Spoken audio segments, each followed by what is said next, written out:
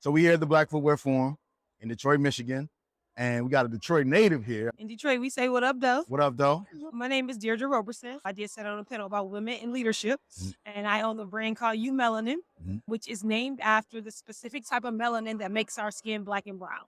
Absolutely. And what is culture or cultural currency mean to you?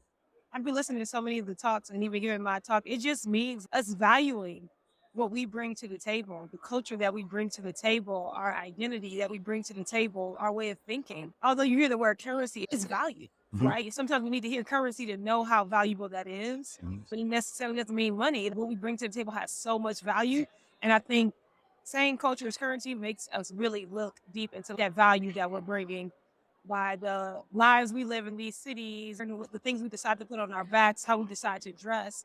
It's all a part of who we are. And that's obviously EUMELANIN being a lifestyle fashion brand, but having such ties and such inspiration to science and technology for your background in chemistry and STEM and STEAM and what you do in the community in terms of bringing young people and the youth into that focal point and fostering that interest if they don't have it already.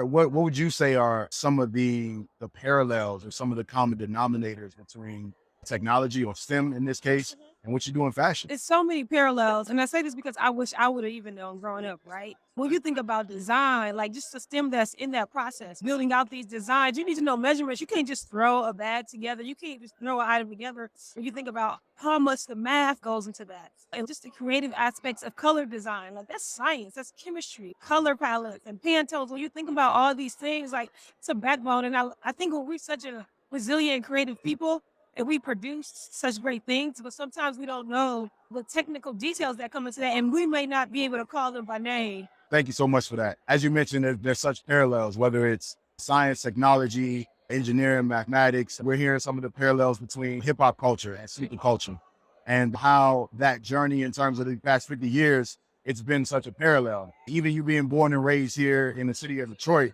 the past 50 years of how the city's changed.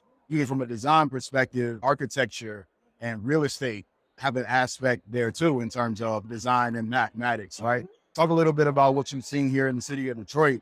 I know you certainly don't look like a 50, right, but just in your lifetime being here, what have you seen emerge in Detroit? Yeah, it's a lot going on with development and how we even think of design creatively here in the city of Detroit. But Detroit has always been a very fashion center. We've always showed up in what fashion and hip hop is. I think that's limited some of the things that you see in Detroit in our culture, specifically Black culture, the grittiness of Detroit people.